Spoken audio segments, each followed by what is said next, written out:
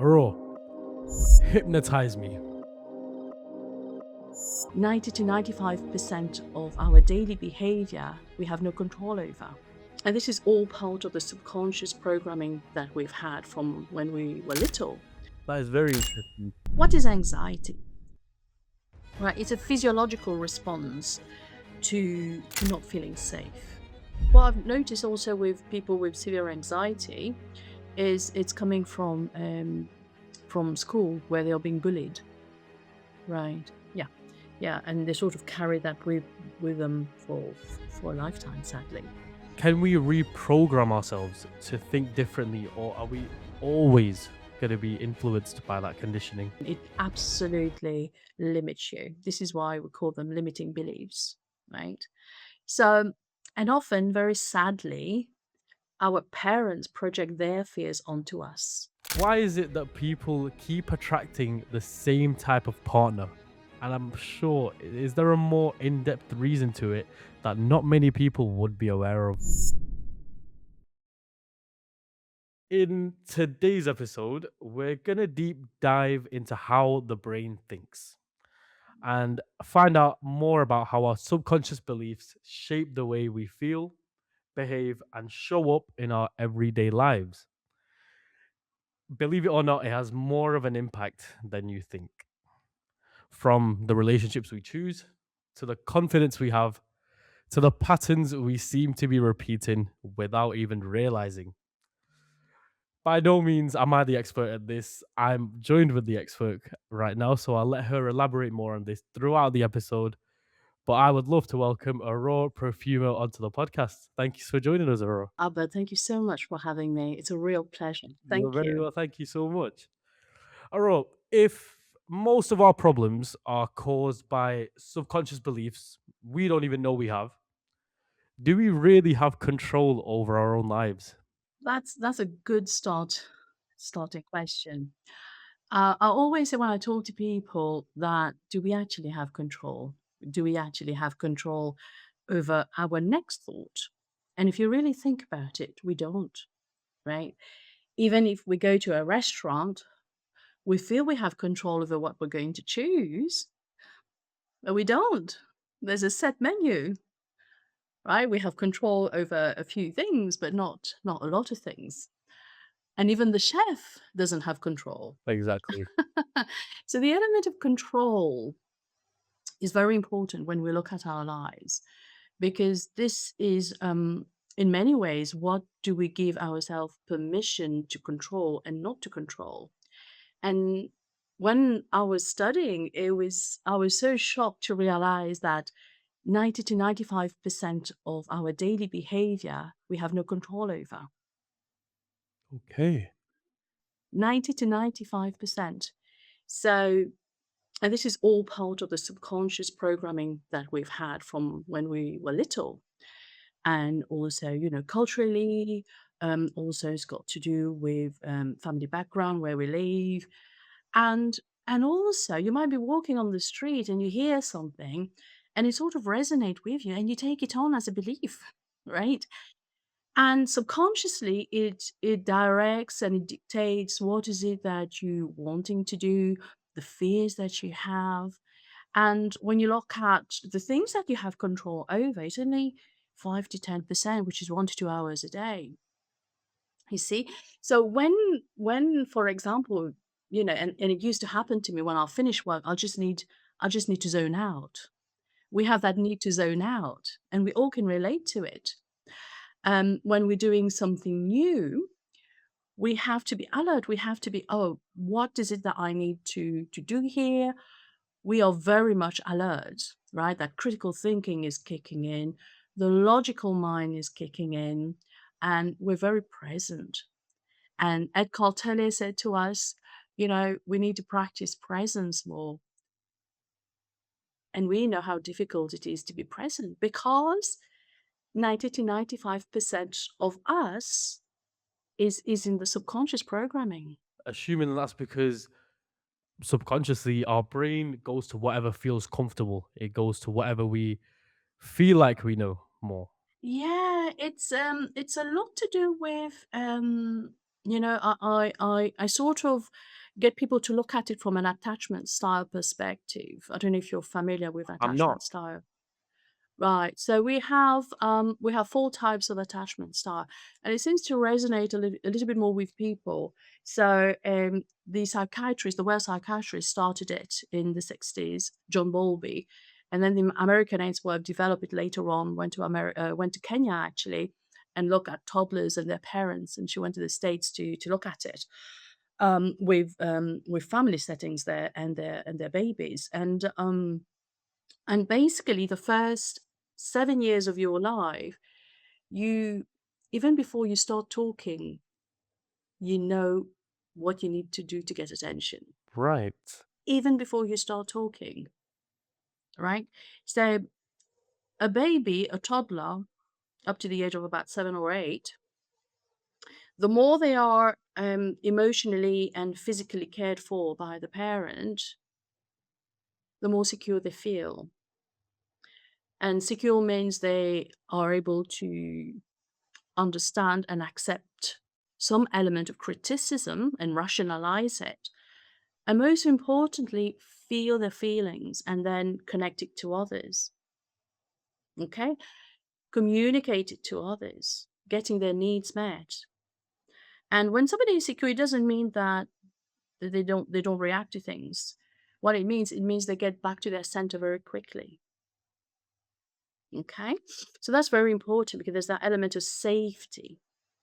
Now, when somebody is, let's say, anxious, preoccupied, which is a little bit clingy, needing reassurance a lot, um, some of them using emotional blackmail, right? We know all we all know somebody who does that. We do, all right. So that's part of not feeling safe within, and it could be even likely, like mom having to go to work, coming back, and there's that element. Oh my gosh, I'm left all alone. And we learn it at a very, very early age in our lives. And it dictates our relationship at work. If you're having a manager who's always on your back, always testing you, you say, "Oh, have you done that? I need that, blah, blah, blah." But you say, "Oh, leave me alone," right?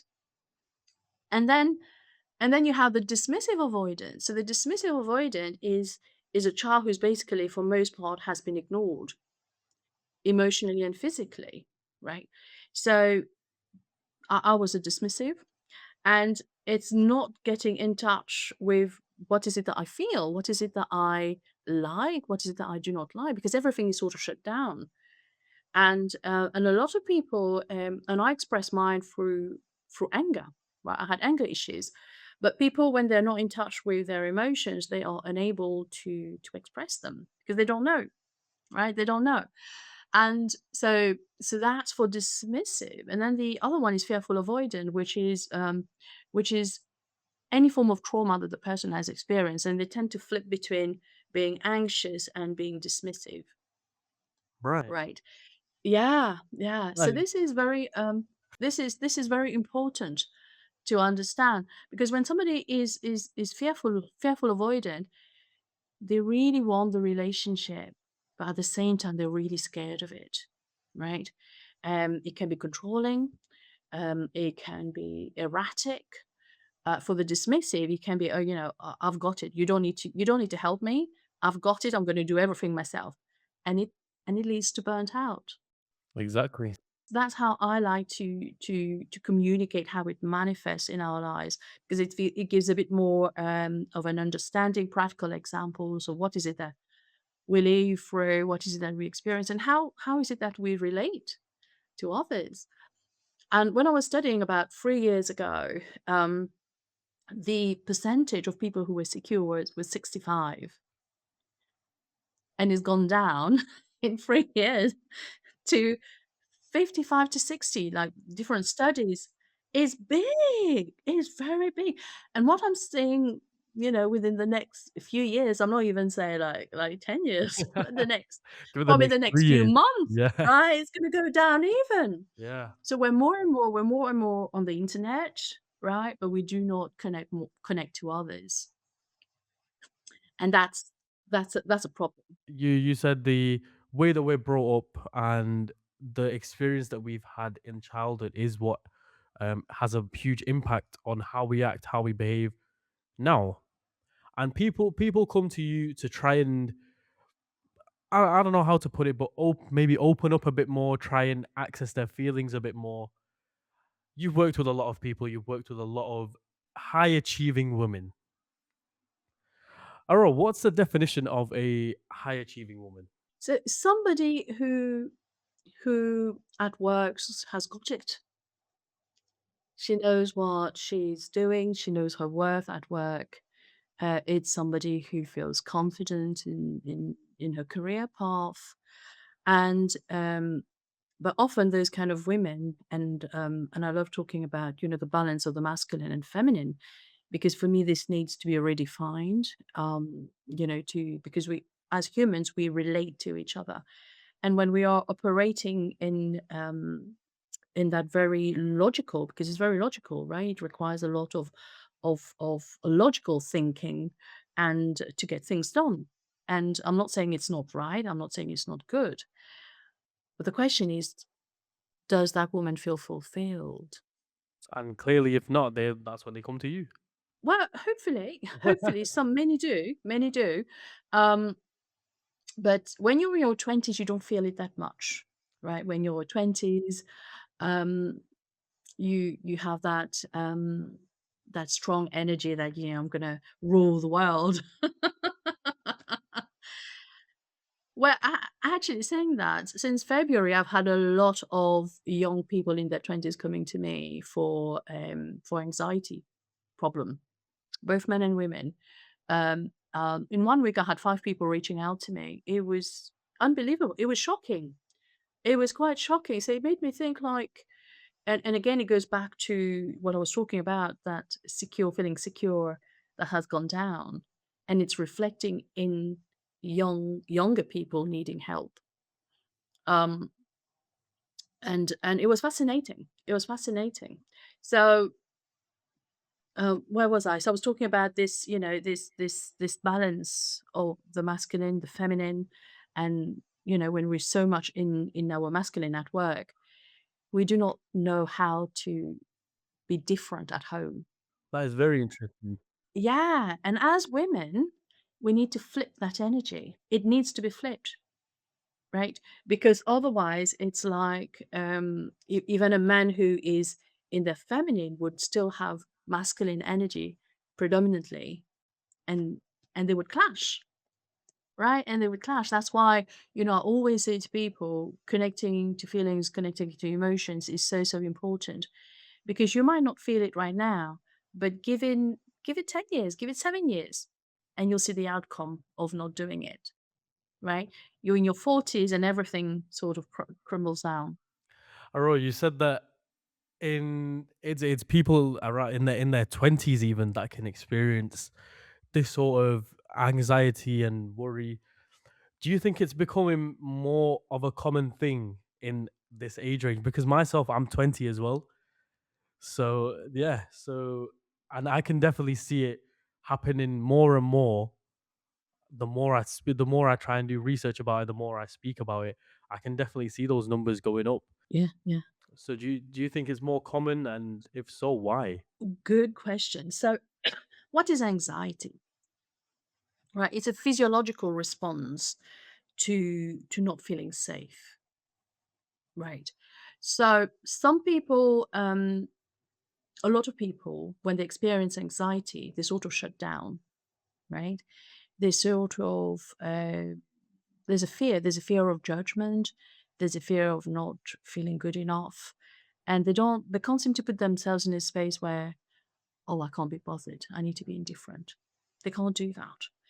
And I think it's on the rise, and it is on the rise, because I was talking to a pharmacist a couple of months ago, and she said she's having lots of people coming for anxiety medication, and it's a relational thing. It's a relational in terms of how safe do we feel, and I'm very much about being in love with you first and foremost.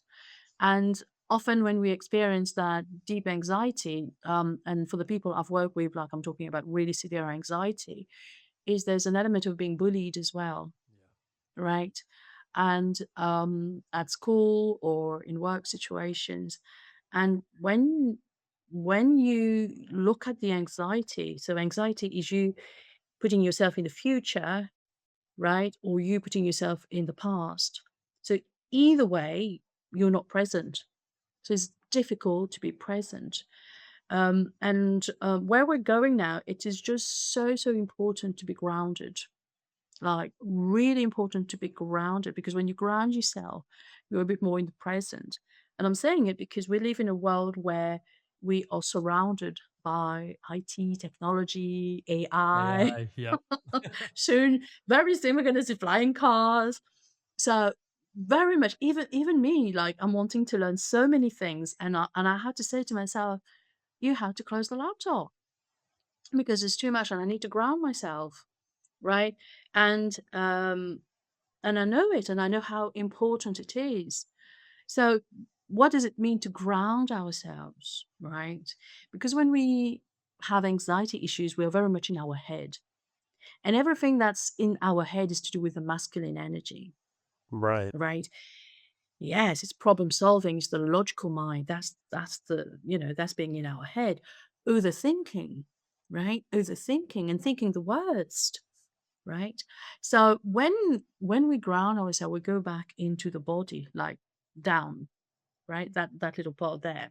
So when we go in the body, then we start to I love doing body scan, which is, I think, is very important. So when you do body scan, you have to be in the body. And the other thing that I love doing personally, and which I recommend to people, is to feel things, even to feel things around you, like touching the wall, touching the table, but very slowly, because it brings an element. Because you can try it now. You just feel the table, move your hand very slowly on the table, very slow, slower than that, low, so way slower, way slower. And at some point, you'll start feeling something in your hand and in your body. There's a bit of, um, I don't know how to say it, but the body feels a little bit like this is a nice feeling. It just I connects can to the I can body. definitely feel it. Right, right. Yeah. So A lot that's more bringing back. relaxed, a lot more. Right, right. And this is something you can do straight away, right? Some other people do box breathing, which is good as well. But I like doing that because it's giving me goosebumps now. Because it brings you back to the body, right? The attention goes. And the other thing that I love for people to do, or I do recommend, is to make yourself small and to put yourself in your heart. Which is what a lot of people don't do that. No, no. And even if you do it like for a couple of seconds, 5 seconds, and we're not talking about, 5 minutes, but 5 seconds, right? Because I'm understanding the attention span is going down to about 8 seconds. 8 seconds. Like, so 5 seconds is well within the attention span to do it. So, so that's a very nice thing to do. Body scan and touching different elements and just feel the texture. There's a little bump, if it's rough, if it's cool, looking at the temperature, just really connecting to it. Yeah. So that's for anxiety, when we, being present. Aurore, hypnotize me. Is that something a lot of people ask you without understanding the full process? And does it bother you when they ask you? No, no. I want them to ask me because there's different types of hypnotherapy. There's hypnosis, and that's hypnotherapy uses hypnosis. So hypnosis is you being in trance, and when you're in trance, you can listen to a recording, and it gets you to have, what is it that you're wanting to do? Various things. Like, for example, athletes use it a lot. They're wanting to increase their performance. They would practically mainly use hypnosis to increase their performance. But if we're looking, hypnotherapy goes a notch deeper. And the one that I use, and I train with Marissa Peer. I don't know if you've heard of her, but you have a okay. I haven't. So Oh, you have? I haven't, sorry. Oh, you have it, right, yeah, yeah. So she's quite renowned, but her method is really, really powerful, and I get results with it. And, it's called rapid transformational therapy, and it gets you to, complete state of relaxation, and you don't pass out, right? Because people have a tendency, "Oh my god, I'm going to pass out," or, "You won't be able to hypnotize me." So, if I were doing stage hypnosis, which I do not do, then you'll pass out, right? Then you don't know what's happening. I've done it. I've had it done on me twice, but you don't know what's happening. But the one that I do, which is RTT, rapid transformational therapy, you don't pass out. In fact, you know what's happening. You're very much aware and in control of what's happening. It's not recommended to open the eyes, but you can open the eyes. But we get you in a state to feeling very relaxed. It's basically getting you to like, just before you go to sleep, you're feeling really, really relaxed, like you're like in trance. And in that state, it's your body starts to feel safe, to feel calm. And then feelings come because I work primarily with feelings. Feelings come, and then you get some images that come to you. We interpret those images. We understand, for example, if somebody is having self-sabotage, we look at why. Why they self-sabotage? They don't give themselves the chance. Where is it coming from? And a lot of the time it's fears. Fears are, oh my gosh, if I do that, I might not get it. Right. And again, it's that fear of if I say something to mom and dad, or how would they react to me? How would they respond to me? And we bring it with us in our adulthood. And often we bring it to us till we die. We don't do anything, right? We don't do anything. And it's a sad thing. So it's very important for people to realize that um what we've been carrying, it's our responsibility to let go of them. It's not we can't be angry with mom and dad because they have a different emotional understanding of things. Sorry. And we can't blame them, right? We can't blame them. So it's very important to have that compassion for them, that understanding. I know it's hard to say. It's easy to say, but it's hard to but that's where, when we go through that process, that's where we start to get release after release. I think personally I'm doing quite well in terms of this podcast. I'd say I'm confident, I'm comfortable talking to people and learning. But I'll be honest, sometimes I do end up losing that focus and I end up having a bit of self-doubt as well. Can imagine I came to you in need of help, in need of just to access my feelings, get into my feels a bit, and you can you give me the breakdown of how you would approach my situation? Yeah. So, um, we would start with understanding how it feels in the body, right? In what sort of instances in particular you're experiencing those doubt, those sort of self-sabotage thoughts. And we look at your relationship with your parents. We look at your situation at school, and the most important thing, because when I do that work, and it's not all hypnotherapy that does that. um, so when I do that work, we look at where do you want to feel, and how do you want to act, because my sessions come with a recording. So I'll give you a recording that you listen to for 21 days to put you in that sort of future state of where you're wanting to be. And then we schedule a call the next day, or a couple of days later. And we go into trance. I'll ask you if you have any, questions to add, any suggestion you're wanting to add to the recording that I've prepared. And when we go into trance, I'll bring you into trance, get you a completely relaxed state, and I'll start to get you to visualize what is it that you have. Where is that block coming from? And we look at 3 to 4 images. in situations where you did not feel happy, where you did not feel, where you felt judged, right? Because a lot of it to do, there's a fear of judgment somewhere, right? So where is that coming from? And we get to release it. We get to reframe it.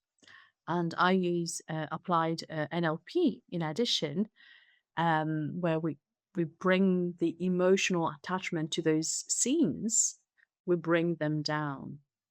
And these could be instances from maybe childhood, maybe when you were 7, it can be from any time, right? Anytime, a lot of time childhood, but what I've noticed also with people with severe anxiety is it's coming from school where they're being bullied, right? Yeah, yeah, and they sort of carry that with them for a lifetime, sadly, if they don't do anything about it. But it can be done, and especially now, I think we're so lucky to be living in the world we live in.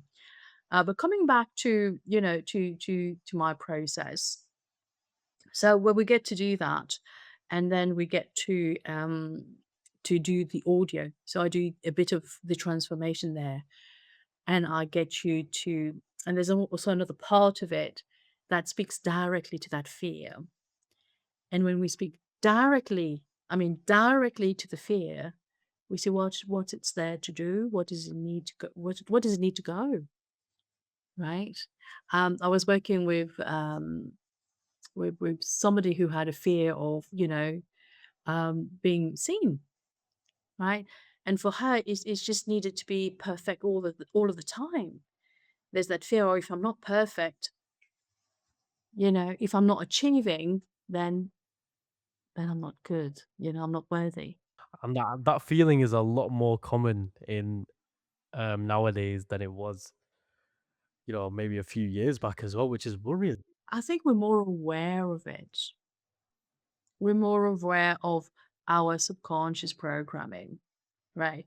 And what I say to people is being aware is one thing, but breaking the pattern is where you start to see the change, right? Yes, yes. So, and that's what people need. They need to break the pattern. Aurore, you combine RTT with relationship coaching and attachment theory.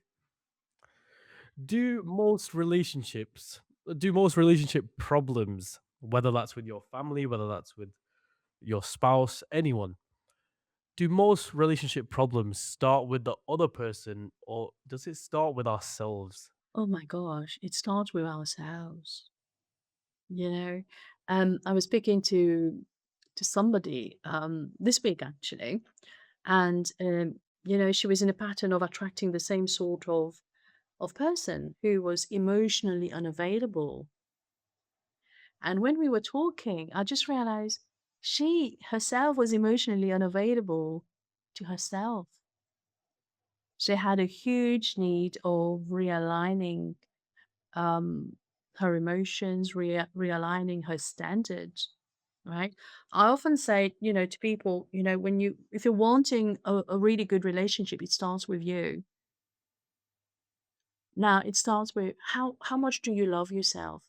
What does that look like when you love yourself? What are your standards? Do you know your values? And you'll be so surprised that many, many people do not know their value system. They don't. And and we get triggered because we do not align our values with, we don't know our needs as well, right? I'm really big on needs because when you know your needs, and it all comes down to emotions, needs, value system, and the standard, and how do you show up to the world? What do you deserve, right? Do you deserve a toxic man? Like, do you deserve a toxic woman who's always after you? Right. Exactly. So, and for many people, it's very hard because some part of it is shadow work, and some element that I'm starting doing is also looking at family constellation, right? And that's very, very important to look at the lineage, right? Because when you start healing, because I look at it from a very spiritual perspective, when you start healing you, you actually heal 7 generations back and 7 generation forward. Oh wow. Absolutely. So, and healing happens by you knowing yourself and standing up for yourself. That's why the self for me is so, so important. So, so important because, you're not putting yourself down. When you don't put yourself down, you're more respected. 100%. Yeah. Yeah, totally. There's so many different factors that come into play here. It's actually crazy. Hearing this out loud, you don't realize how many different things come into play when it comes to the mental health and when it comes to the brain and the way you think. Yeah. It's crazy. Yeah, yeah. It is, it is. It also prevents you from opening up to someone else, right? A lot of the time we want, a deep connection, we want to be really intimate with someone else. But when we look inside, do we give that to ourselves? We don't. We really don't. Yeah, it's really important. I'm very excited for for where we're living, the now, because there's so much we can do. It's not like we're living in, oh, I know that, but we can do something about it. Yeah. Aurora, I'm sure you've heard of the term having a type when it comes to a relationship. Now, I've heard it many times, but why is it that people keep attracting the same type of partner? And I'm sure, is there a more in depth reason to it that not many people would be aware of? Yeah, it's beautiful question. Thank you. I think when you attract a type, and again, I'm going to go back to the subconscious mind, right? So the subconscious mind will always get you in a state where you're having something that is familiar. If at home, if it was chaotic and you see the relationship between mom and dad a particular way, you will observe that you have a tendency to attract a partner that is a bit similar to that, right? There's some traits, some characteristics that are a bit similar to it. So, what your subconscious has already learned, well, before you started speaking, is that the sort of pattern. And it will do everything to repeat those patterns in your day-to-day life, in who you attract, right? And and often, it does take hypnotherapy. RTT hypnotherapy is one of the best tools to break the pattern, and you don't need years of therapy for it. Right? You need 1, 2, or 3 sessions to break a pattern. So when you see yourself attracting the same sort of person, I take it. I'm very spiritual, so I take it both as in the subconscious, which is what I'm explaining now, but also in terms of the spiritual, or what is it that I need to learn about myself with that person. And often you'll hear people saying, you did that, you said that. It's a you thing, but it's not a you thing. No. It is not.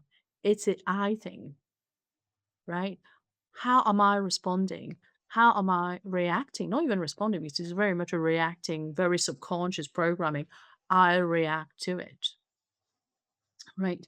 So when you keep saying you, right? If you're coming across people who say you a lot, then the person is not working on themselves. But you encounter somebody who say I, you say, okay, well, that's somebody who's developing themselves to becoming better. Someone that takes accountability, knows where they're wrong. Exactly, exactly. Who wants to be better? Because at the end of the day, we all want to be better. But how committed are we really to being better? Not a lot, not a lot. So when you look at repeating those patterns and taking accountability, you say, oh, what can I change within? Right? Let's say, for example, I'm attracting that same sort of person and they're coming to me. What am I allowing? Because you're allowing something for the person to come in, right? And the more you look at it, and you get that same sort of person. That's why when I talk to people about dating, I'll say to them, you go and date as many people as you need. But the most important thing is not to think this person or this woman or this man is your person. No, you want to learn to raise your frequency. What am I learning? What are they teaching me? And the next person you go to, I've learned that from the last one. Let me try and see if I react or respond differently. What's the response there? And there's that inner feel good factor that you have, right? You feel proud of yourself. No, you feel really good, yeah, about yourself. And you get to increase your standards, right? And it's beautiful. It's really, really beautiful. And I think this is something that I think a lot of the younger generations are quite aware of. Um, and it's beautiful to see. And getting what's my next level? What's my next level? You know, and feeling free as well. Not like, oh my gosh, if somebody didn't like me, it's my fault. It really isn't. And again, it goes back to how much do you love yourself? Very well said. Now, Aro, many of us, we grow up with the beliefs like play it safe, get a good job, and don't take risks. Those messages become part of our identity in a way. Do you think those early beliefs can limit our potential as adults? And importantly, can we reprogram ourselves to think differently, or are we always going to be influenced by that conditioning? Yeah, good question. It does, right? The first part of the question, it absolutely limits you. This is why we call them limiting beliefs, right? So, and often, very sadly, our parents project their fears onto us. They're scared of X, Y, and Z, and they get us to be scared of X, Y, and Z. But I say to people, it's not your fear to carry, it's their fears. And their fears stay with them. It's for them to work on them if they want to or not. And when you go at work and you say, "Oh my gosh, this person is going to say X, Y, and Z," you're already preventing yourself from yourself, right? You're not being true to yourself. And the fears, part again of that subconscious programming, again, the 90 to 95% is subconscious and is dictating who you talk to, who do you allow yourself to talk to, right? What do you allow yourself to get, to experience? Because it's an experience, right? And there's the fear that kicks in, the limiting belief that, oh, probably it's not for me, right? It's for someone else. And probably I shouldn't be talking to that person. You know, they might not like me, or because mom and dad said X, Y, and Z, or probably I shouldn't do that. So, yeah. But when it comes to reprogramming, 100%. And the beauty with this, with today's world, is with neuroplasticity. Oh my gosh, we can do so many things. I mean, we're breaking the ceiling like so much. Day by day. We are. And to recognize how powerful our brain is, it's unbelievable. I'll give you an example. It's a very silly example, but and I am somebody who can be very much hypnotized very quickly. And I went to my dentist. I needed to have a filling, and I needed to have it done like 10 weeks or two, within a week or two later. And he said, "Oh, you will not. You will be all fine. It's just a little thing." And the brain, and it was what, 10 years ago, 15 years ago. It was a long time ago. And, subconsciously I said, "Oh, no, no." And it worked against it so that it became a bigger hole. And the doctor said, What happened?" The dentist said, "What happened?" But that's to tell you the power of the brain. Because for me, I was like, "Oh my gosh, it's a little, so I can eat my cakes, my here and there." But it's not. And even though I was brushing my teeth, but it was not helping. So that's the power of our brain. And how do we use it is up to us. It's really up to us. And that's when decision kicks in. When you talk to people about hypnotherapy, people can be scared of it. But people I have seen who gets results sometimes immediately, sometimes within 1 week, or people who really want it, who want to take the action, right? And I work with a lady since last end of October, I think. And for her, going back to, she was bullied at the age of 2 by family members, telling her how not pretty she was, and all of those things, right? And she was telling me, oh, she had various businesses, but none of them was working, right? She was quite stuck. Clients was not paying her. So we went in, and it was all to do with worthiness, like really knowing your worth, right? Saying it is one thing, but really knowing it is a completely different thing. You can say it as many times, but it takes a lot to really know it. To feel it, to feel it. So we had one session. I said to her, let's work on it. Let's do it if you're open to it. She said, yes. So, okay, well, let's do it then. And I like it. And I like it because when people know what they want, or most importantly, when they know what they do not want anymore, that's when beautiful things started to unfold. I mean, she was with a toxic guy, right? And there were so many things happening. And that was somebody who I've met before, and who had, her language was very heavy, was very negative. And if you listen to her now, Albert, it's a completely different person. Wow. But by December, she's let go of needing to please her mom and dad. She's in her 60s, right? In her 60s, right?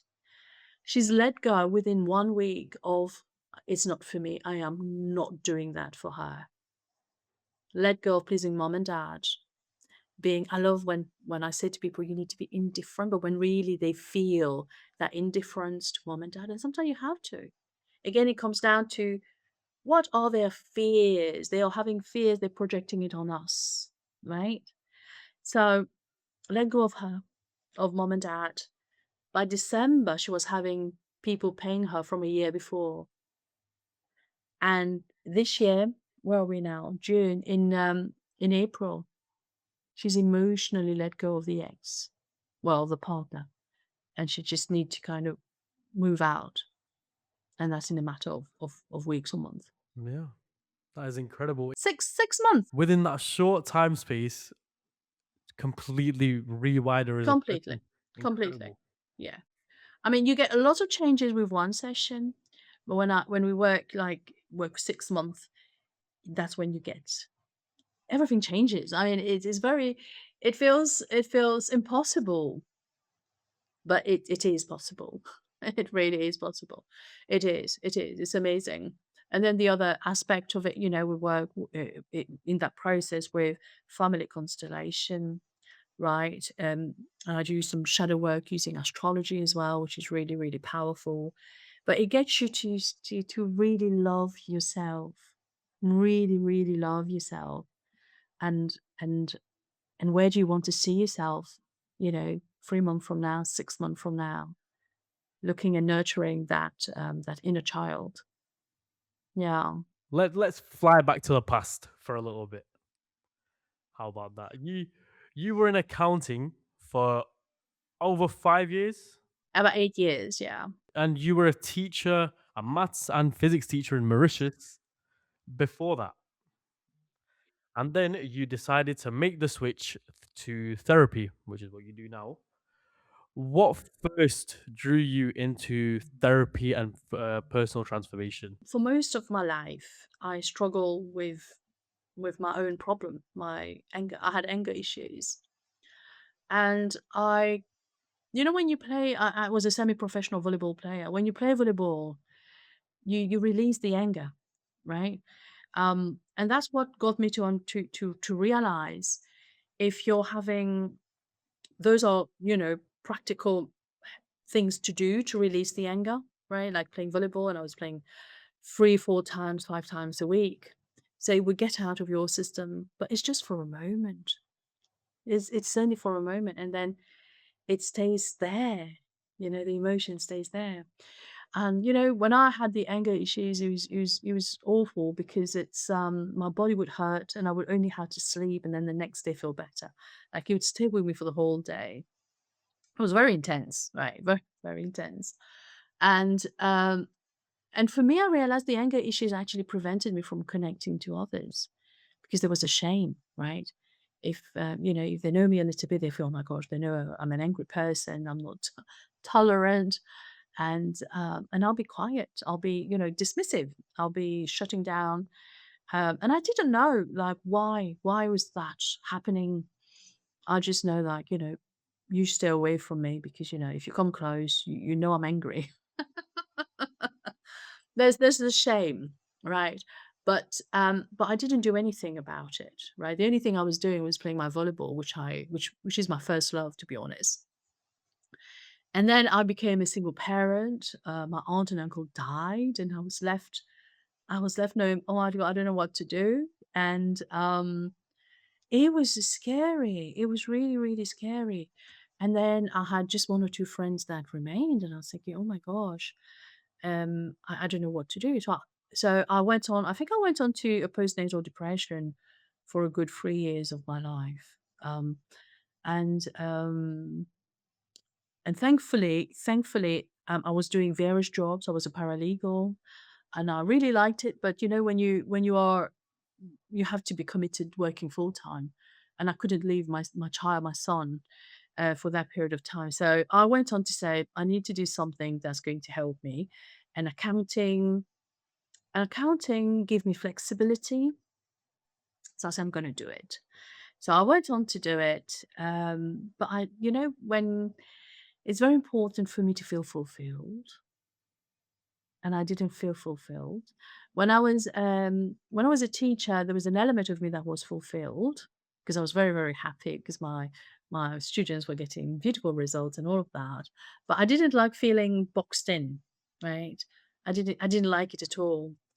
And accounting, it was paying the bills. You know when the thing pays the bills, but there's a hollowness inside. I said, I can't do that. But it gave me time to sit with myself and I say, what is it that you're going to do now? You have to do something because you're getting more white hair. It is not helping. And yeah, it is not helping. So I said, okay, well, I have to do something. And and the things that got me to take action is well before the accounting is my son, because I would not be patient with him, right? And even for him, I had to do one session of hypnotherapy with him to get him to feeling safe, right? And I still have a couple more to do. But he's so emotionally aware. He's such a lovely boy. I feel so grateful. How old is he, if you don't mind me asking? He's 14 now. 14. But he's so much better than me. Like I'm just very proud of him. Very, very proud of him. He's very much emotionally aware, and I do want him to really love himself, right? Um, but he got me because I was feeling really guilty. It was the guilt that got me to say, "You have to do something." And when I started to look inside, and I said, "Okay, one, I was really tired, right? So I can't. I have to do something that's more stable." So accounting came in, and I started to get into astrology, and I said, "Oh, that's very interesting." I realized my chart can be quite difficult because I have my moon and my Mars close together. That's got the reaction, and in addition, they oppose Pluto, which is which is the planet of intensity. And I said, "Oh my gosh, that makes sense." That explains it. Yeah. That makes so much sense. And I said, okay, okay. So I needed to get in touch with my emotions. I had to. And when I started to do that, that's when I started to embody feminine energy. Is basically get in touch with your emotions, your feelings.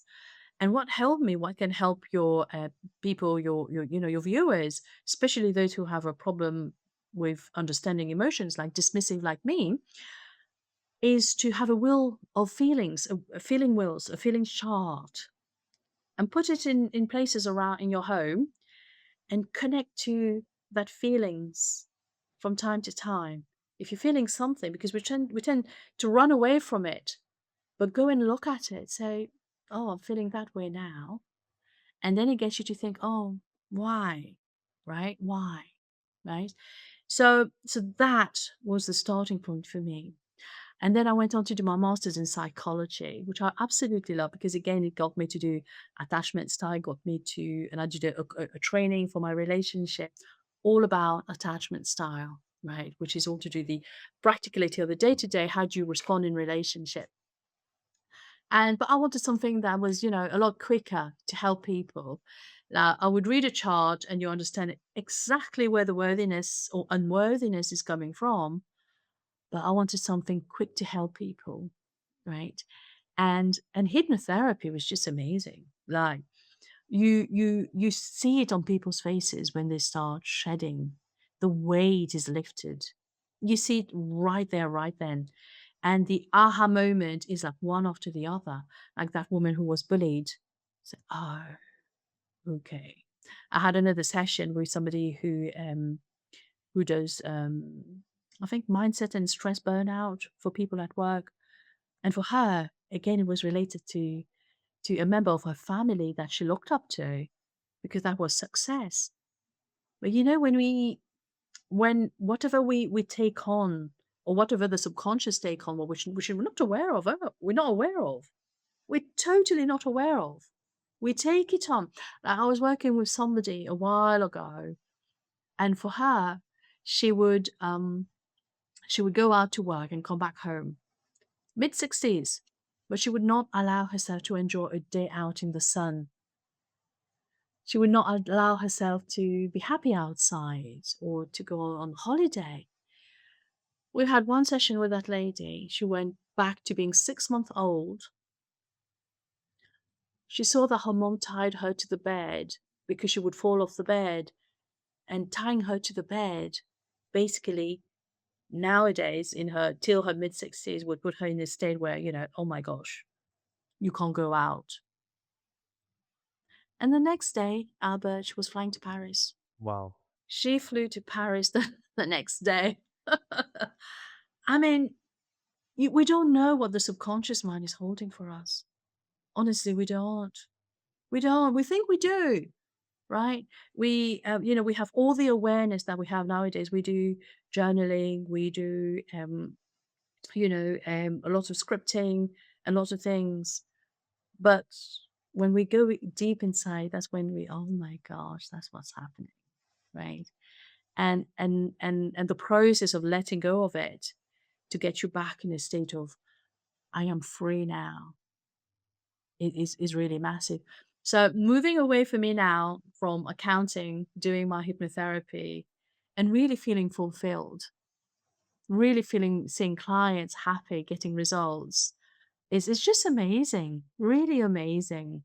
I think that feeling alone is better than any paycheck. Oh, totally, totally. But the transformation that people get, in a short period of time, right? From 1 week to 6 months. There's no price to that.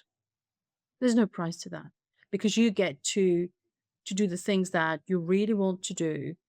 You get to break a pattern that you've been carrying, carrying till your mid 60s.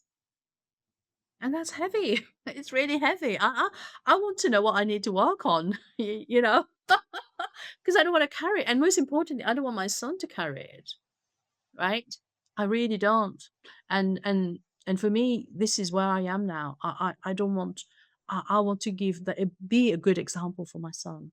You help women find their voice when they're struggling to find it themselves and break free from emotional patterns that hold them back that they might not be even be aware of. But you've also been, as you mentioned before, you've also been very open about your own journey with anger. Looking back, when do you think you lost your voice, and what was the emotional burden that you were carrying? Oh, well, for me, it goes back to my mom and dad. It's a weird one. My dad, bless his soul, he's a very good man. I mean, people love him. Like wherever he goes, people just love him. So, my dad is he's got loads of fears. And when he tells you so many things like that, and me being very reactive, I say, I'm not doing it. I'm very rebellious. Uh, and I love being rebellious. But even that I had to tone it down a little bit. Um, because being rebellious is what is it that I'm running away from in some ways, right? But anyway, so my dad, he there were two people in the whole of the little island of Mauritius that would do, for the sugarcane you had, there's a sort of metal that you have to work, and it's a very skilled to lift the thing. And people would not pay him. People would not pay him. So for me, and I remember at one point I was, I think, 14, 15, and I would go and to say to this man, "You need to pay my dad before you give him another job," right? Um, but he would be so disrespectful, and my dad would say, "Oh, you just go quiet. It's not your place. You go inside." Um, but um, but for me, the anger started by, why do you let people walk over you? Why do you not stand up for you? And letting so many people walk over you. And it's not nice, it's not fair. And that anger stayed within. And for my dad, he come from an Italian background, and they were very, very, very wealthy. And the next generation, or part of them, not all of them, but lost money, right? So for him, there was so much fear associated with, not having money, not speaking to have money, not asking for money, right? And this is for me a relationship that I have been healing, and I'm still in the process of healing, because we need the balance of money and service. It's a give and take relationship. Okay. So, and my mom also, she bore her, she had me when she was very young, and letting people, telling her what to do. And I said, "No, you have you have to stand up for yourself." So I had all this frustration inside of me that when I started playing, that's when I basically shut down, Yeah. because I could release them when I was playing at school. And it's fascinating. But I love talking about it, because everything that we do is in the mind. I did a session a couple of weeks ago with somebody who was stuck with her business, high achieving, right? She's been a millionaire multiples of time, but now she was stuck. And within days, she was telling me, "I feel like I have a tiger inside of me." I said, "Amazing, amazing. I'm so happy." Like, to get those kind of things, and also it allows me to express myself now, very happily express myself, very happily say, my journey has been a journey where I had to look at myself, right? I had to look at myself, and what do I worth? What is it that I'm bringing to people? Right. And it's fascinating. And I want to say, I want to say so many things, but I'm going to say a couple of things. Um, you always have a child. When you have children, you will always have a child who does the thing that you do not have. So if you look at your parent, you have something that they do not have. Yes. Like, if I look at my life, I can be very outspoken, right? I was one of the people in my state secondary school that created a shutdown of the whole school. The police had to come, right? Because in so many ways, I love my strength, and I love being fearless. And my parents, they're full of fears. The only thing I fear is which I have, well, two things. One is lizards, and the other one is being high up. And I really want to do balloons, so I'll have to work on that fear at some point. Um, so this is too, but I would love to speak up and tell people, they're my truth, my voice. But my parents did not have that. They'll be so scared of it. But the beauty is, both my mom and dad asked for a hypnotherapy session. Wow. And yes, yes, and my dad's relationship with money is different now. It's completely different. Even my mom, completely different.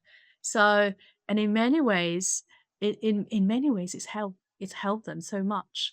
So I'm really grateful. I'm really grateful they asked. I didn't offer, but they asked for it, especially my dad. Yes, yes, yes. And you know what? That's growth itself, I'd say. Yes, yes, yes, totally, totally. And in human design, I'm a projector, so I have to do things a bit differently. I don't know if you know human design, but I have to do things differently. So it's fascinating. I absolutely love it. Love it that they made that decision. Or why do so many people struggle to change even when they know what they should do? And asking this because this can be linked quite a lot to people who want to be entrepreneurs. They know that they've got a solid plan. They know all that, but it's the fact of making that switch, I think, that maybe worries them. What are the micro steps people can take to maybe even start a business? But To start a business, you want to look at your fears. You want to look at your fears, and as many people say, do it anyway, or or have a session, right? You want to look at what's the cost, right? Everything that we do, there's benefits and cost. And if part of what you're doing is actually getting some of your needs met, you're not going to do anything. You'll stay in a mediocre standard way of living because some of the needs are being met. Um, but if you want to be really driven, if you want to give yourself that opportunity to say, there's something there for me, there's something that's been nagging me for quite some time, and I would really love to get to know what it is, then push yourself, right? Push yourself.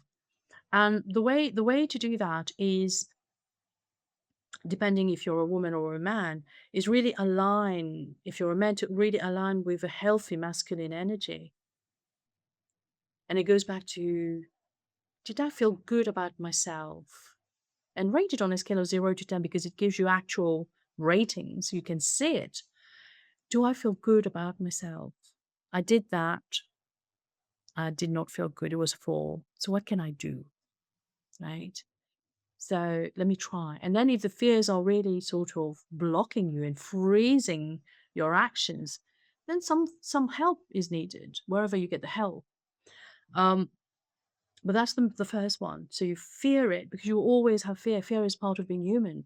You need fear to tell you don't jump off that cliff, right? You need fears, but you don't want the fear that prevents you from being fulfilled. You don't want the fear that prevents you from being authentic, right? Because being authentic is when you go in a state where I feel good about myself, I feel proud about myself, because that's where you want to be. You want to feel proud about yourself. And it reflects in your energy very clearly if you are or if you're not.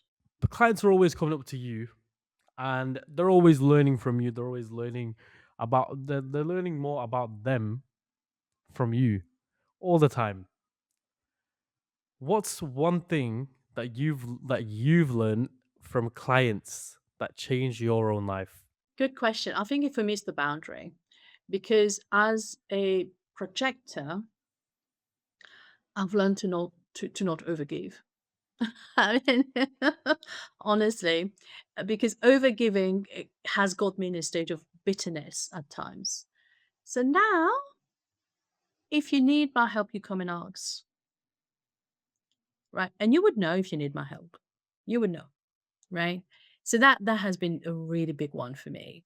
in terms of my own journey, my own evolution, my own self development, and it can be difficult because you see it very clearly. As hypnotherapists, many of us are very intuitive.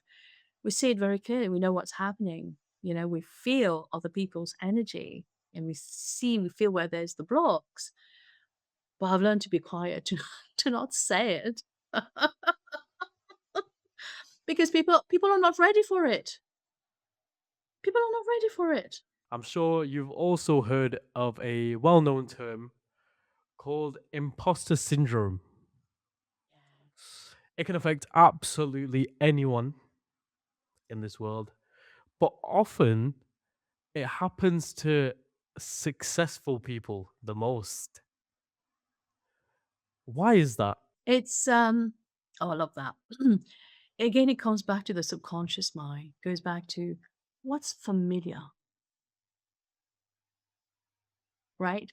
So when the subconscious mind is so used to one particular way of doing things, and again, we're talking about changing identity, right?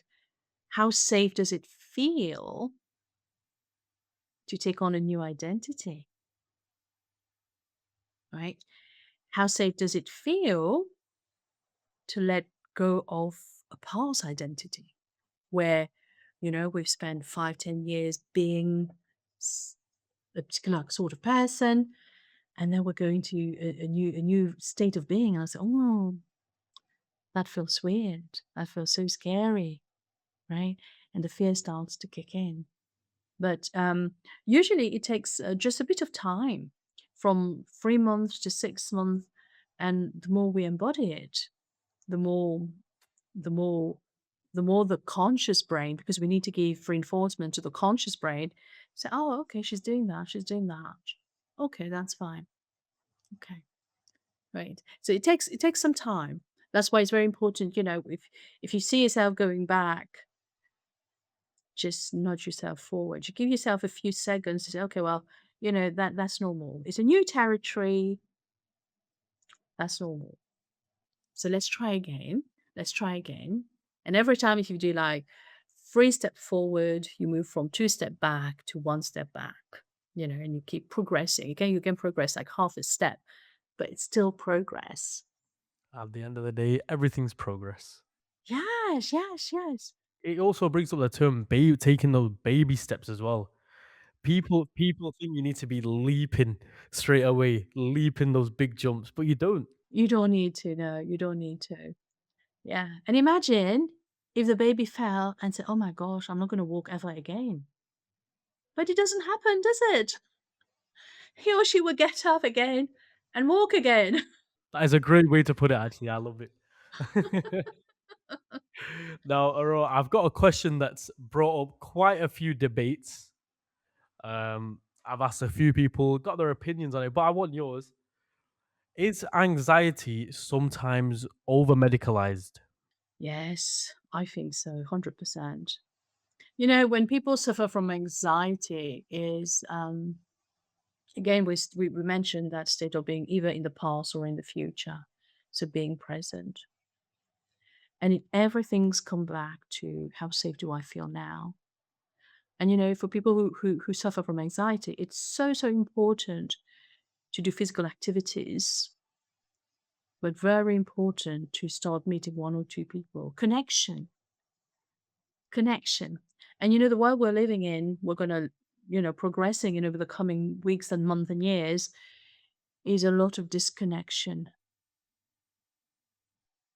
So that's why being part of a community, whether it's a book it's a book club, whether it's a walking, hiking club, it's so important. But really having one or two people that you meet quite regularly and talk to is very important.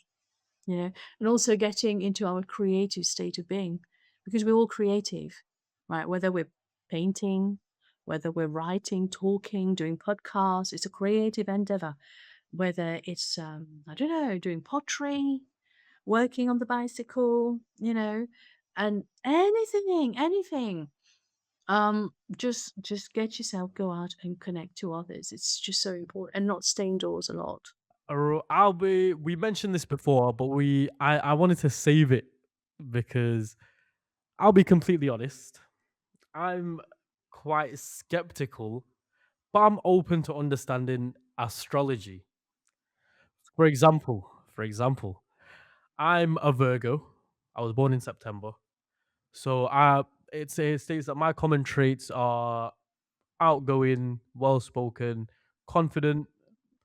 And to be honest, most of them I do agree with. I do.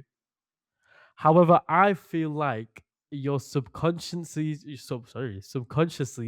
trying to believe astrology makes sense. And the reason why I say that is because let's take another star sign. For example, let's take Scorpio. I've also got similar traits, or if not the same traits as a Scorpio, but I'm not a Scorpio. That's where sort of my skepticism lies. And I feel like we try to subconsciously tell ourselves that astrology and star signs are true because some traits matched my personality. Do you understand where I'm coming from? What's what's your view on that? I'm quite curious about this one. Yeah, yeah, lovely. Okay. So thank you for that. So if you're a Virgo sun, you experience the first 7 years of your life being a Virgo. And then from after that, you move into your ascendant. And the ascendant, you would have more traits of the ascendant, right? So if you feel you resonate more with the Scorpio, then you might want to check if your ascendant is your Scorpio rising. We call it the Scorpio rising, which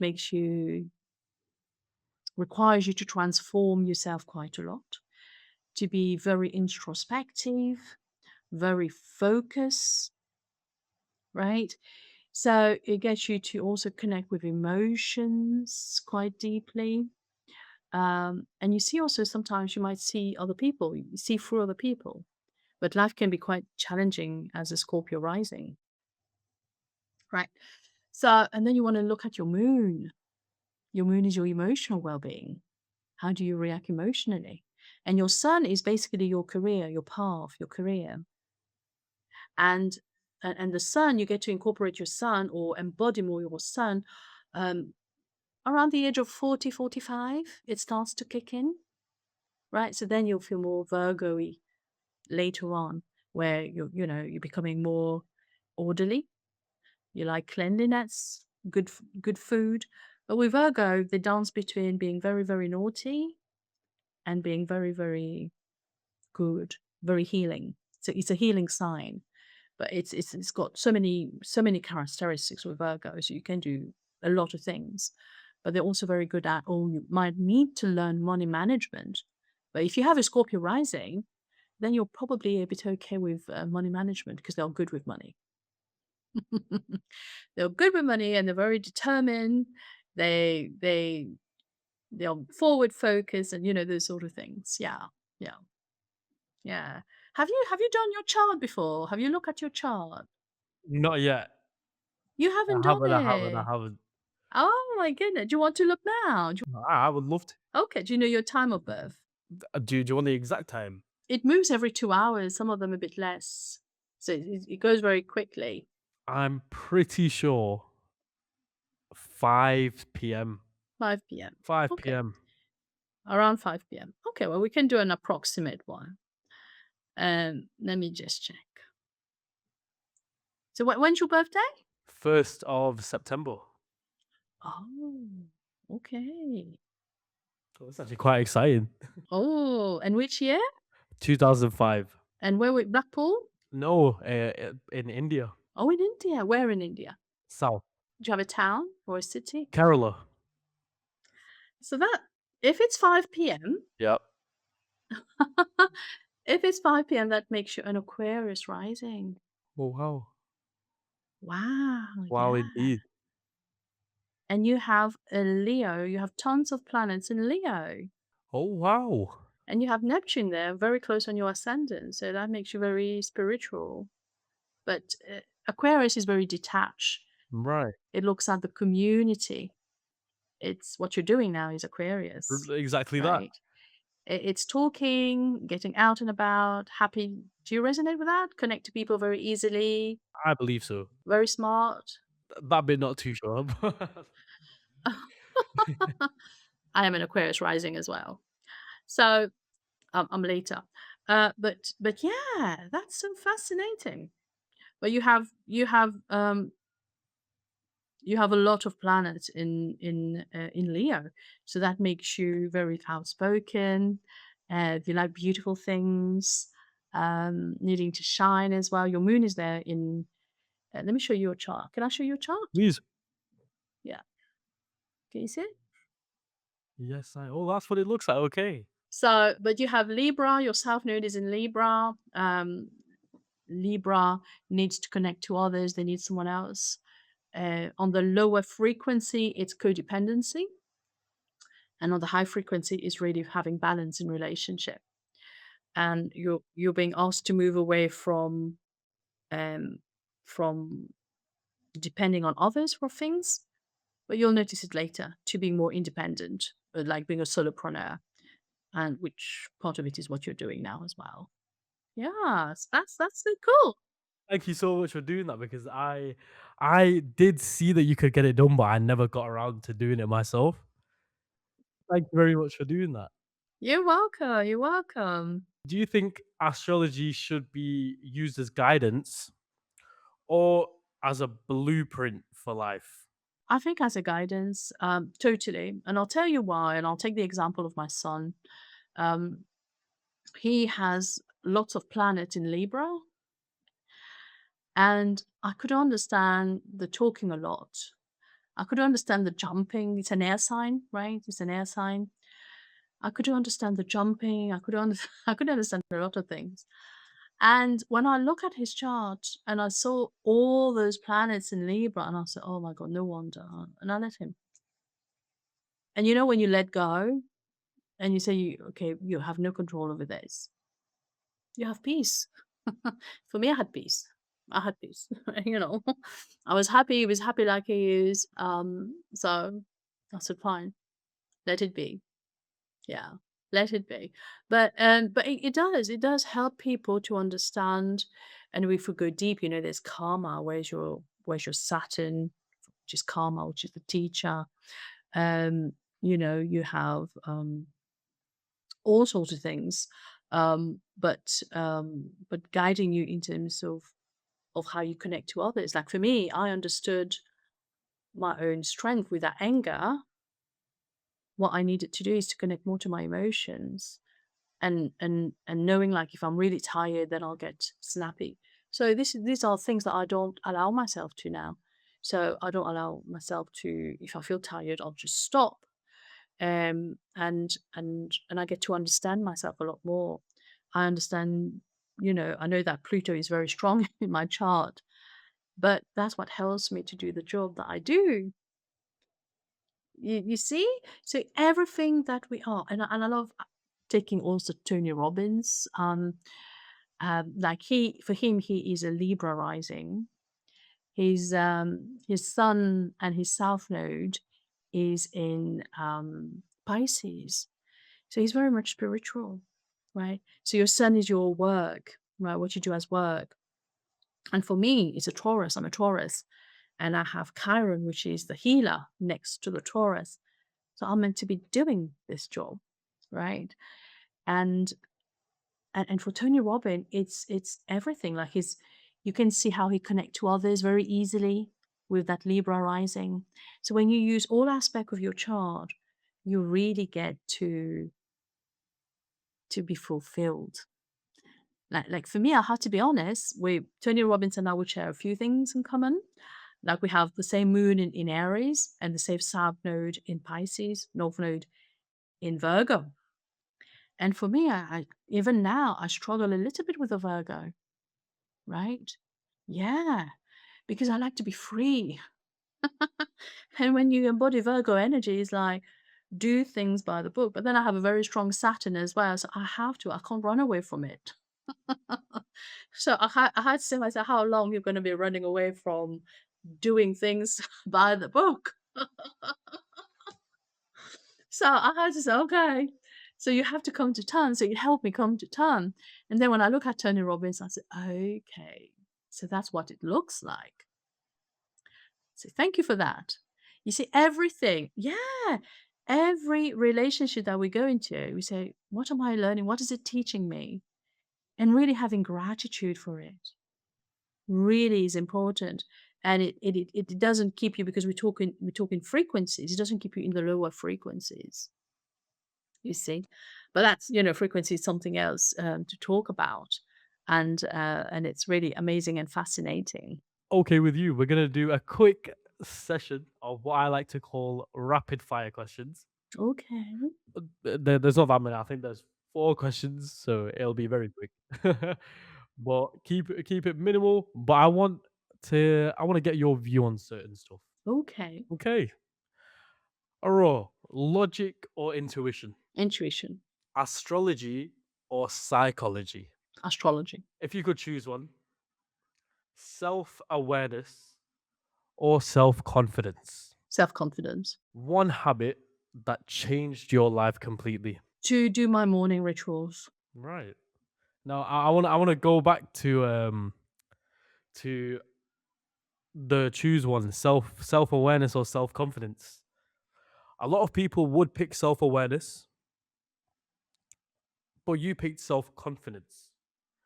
Why? Because we are aware of so many things, isn't it? We are aware of so many things, and a lot of the things we're aware of, um, but getting what you want requires you to stand up for yourself, and the way for you to stand up for yourself is to trust yourself. And when you trust yourself, it means you have confidence. That's it. It doesn't matter if it's going to go left or right. It doesn't matter if I'm going to fail. I did it. Alright, we are actually getting towards the end, which is quite sad because I'm learning new things that I've never even heard about in my life. So this is really cool. But if you could you tell us all about Aurore's therapy and why people should come and see you? Aurore's therapy is you getting back into falling in love with you. Is you getting back in a state where I feel good about myself. I can express myself. I can feel my feelings. I don't need to run away from them. And for some people, it can take, 70% of my clients take one session. But if you're wanting the really full, long experience, and it doesn't need to take that long, 6 months. Some people a bit longer, but 6 months, right? And it's you get back to a state where you feel safe within. And there's nothing more precious when you start to feeling safe within and you start to trusting yourself. And when you trust yourself, you know what sort of conversation you can reply to and what sort of conversation is not worth your time. You get to choose and you get to have control over your actions more and more. Amazing. Now, one thing that you don't know about this podcast is that we have a closing tradition that we like to do for every guest that comes on. So, what it is, we ask every guest, are you going through any hardships or any bottlenecks in the business that our audience or our community watching now can either offer their services or offer any advice to help you grow? So, Aurora, it's your turn. It's your turn today. Have you got any bottlenecks that our audience can help out with? I think getting more visibility, getting more people to know what I do. And yeah, I think that's the only thing, I'm struggling with, my own struggle. Um, and as a projector, I run out of energy very quickly. So, and I get interested in so many things. And focus, that's what I've been working with somebody. I put in my diary I need to do certain things, but sometimes I don't do it all the time, right? That's when the rebellious side in me kicks in. And I said, "Oh, no, no, no, you had to do it." But yeah, Visibility. visibility, yeah. Yeah, getting more people to know who I am. Yeah. I'm sure our audience can help out because that's what they love doing the most. What's your details just so people can reach out to you? So it's my website is one of them. So www.auroretherapy.com. So you can put that in the description. I'll send it to you. Or Aurore's Therapy on all the handles. On LinkedIn, Aurore Prefumo. They can reach out to me. And I usually respond quite quickly if I'm not in a session. Yeah. And my sessions are long because, sometimes 3 hours, they can be long. Yeah, 3, 4 hours. But it's worth it. You've heard everything here. It's worth it. It sounds worth it. It is, yeah. So the guys watching at home, will put all the details in the description below. So you can either reach out to Aurora directly or you can reach out to us and we will make sure to put the word forward and pass the message on to her. But just before we do close up, Aurora, I just want to say thank you so much for coming on today's episode. I've genuinely learned a lot more about the mental side of things, how something that might have happened 10 years ago can affect the person I am today. And I think that when you properly realize that is when you can start growing as a person. Totally. So thank you so much for coming on today. Oh, I thank you, can't tell Albert. It's you been really enough. lovely. Thank you Thank you so so much. much. To the audience watching at home, um, don't forget we upload episodes every 2 weeks. So just click on our name, you'll see it there. You know the rules. You know the drill. We're on YouTube, Spotify, and Apple Podcasts. Make sure to check out Aurora as well. Check out her website. And yeah, thank you so much for watching, guys. Aurora, once again, take care. Thank you. Thank you to your Thank you so audience. much. Thank you. See you later, guys. See you on the next one.